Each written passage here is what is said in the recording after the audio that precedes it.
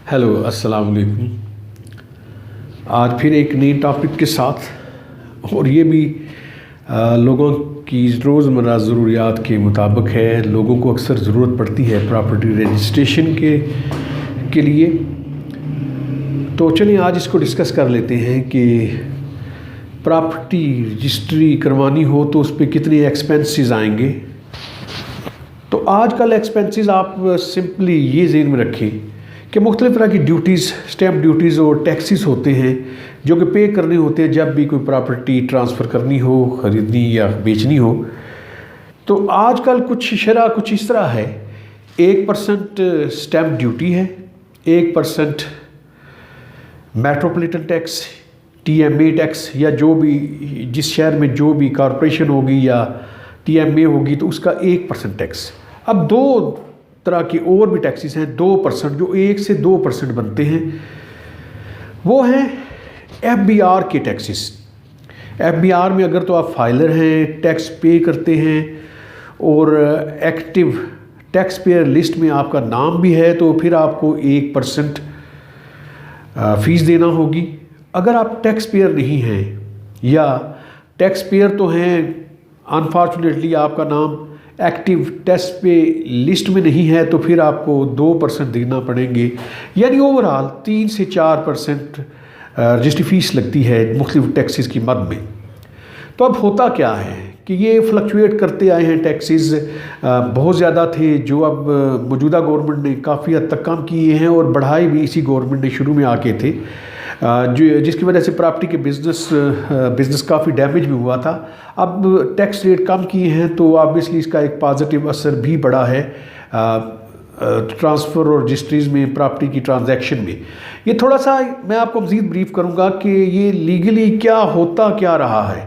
इस पर अप्लाई एक तो स्टैम्प एक्ट और रजिस्ट्रेशन एक्ट करते हैं, और जो मेन हर साल नई कानून साजी होती है उसे फाइनेंस एक्ट कहते हैं, जो कि हर साल आता है, यानी बजट को फाइनेंस एक्ट कहते हैं।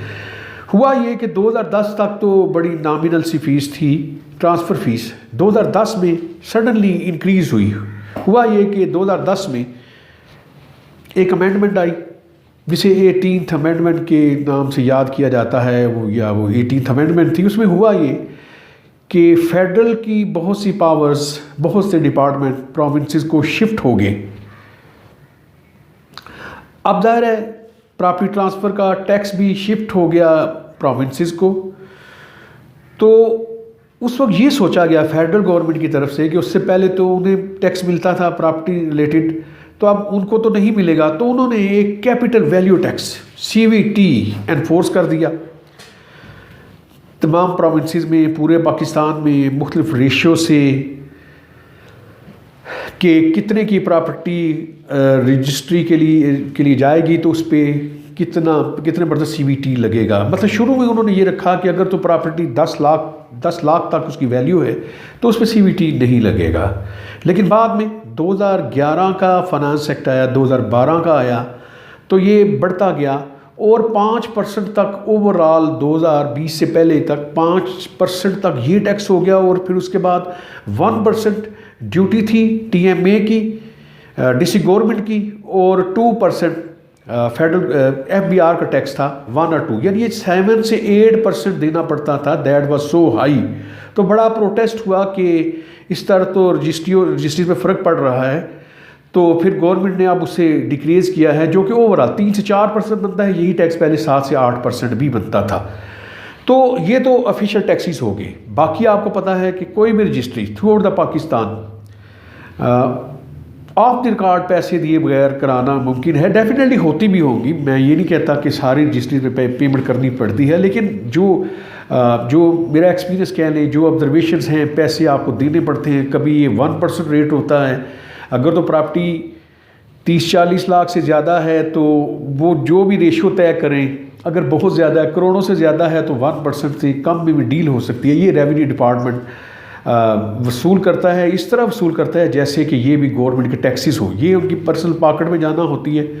और ये क्योंकि देना, इसके दिए बगैर काम क्यों नहीं हो सकता कि ये पैसे ज़ाहिर है ऊपर तक पहुँचते हैं, कंप्लेंट्स भी की जाए तो वक्ती तौर पे कुछ फ़ायदा होता है, कुछ दिन रजिस्ट्रीज गवर्नमेंट डेट्स की हद तक होती है, ये करप्शन ख़त्म भी होती है, लेकिन आफ्टर ऑल ये चलता रहता है। दोनों तमाम फ्री के एक दूसरे को प्रोटेक्ट करते हैं, तो ये काम चलता रहता है। लोगों को गवर्नमेंट टैक्सेस के अलावा भी पैसे देने पड़ते हैं, वरना कोई ना कोई ऑब्जेक्शन लगा देंगे। और ये रजिस्ट्री के लिए पटवारी से शुरू होने वाली गेम, अब बहुत से इलाकों के फ़र्द अभी भी पटवारी जारी करता है और पटवारी के ख़िलाफ़ केसेस बनते हैं।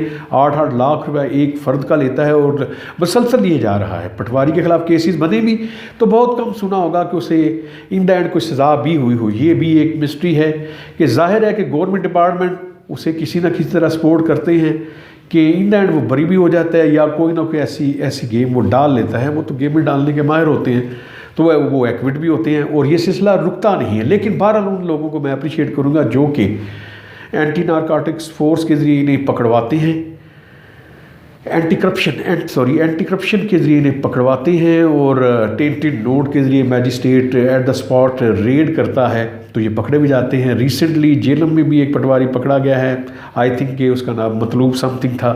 ही was demanding 8 lakh for a फर्द, तो 4 लाख दे के उस पार्टी ने 4 लाख रिमेनिंग देने के लिए उसने रेड करवाया, उसे पकड़वा दिया। दैट्स ग्रेट थिंग कि लोगों को थोड़ी सा करेज करनी चाहिए और बिल्कुल ऐसे करप्ट एलिमेंट्स को पकड़वाना भी चाहिए।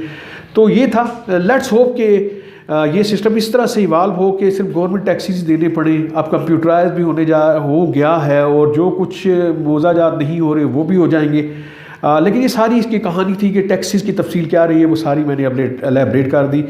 आई एम क्वाइट होपफुल कि आपके लिए ये बड़ी हेल्पफुल होगी। तो इस तरह की वीडियोस आपके लिए हेल्पफुल हैं, आप इन्हें लाइक करते हैं तो सब्सक्राइब चैनल कर दिया करें। ये बड़ी यूनिक टॉपिक्स पे होती हैं वीडियोस। तो thank you very much. Okay, good.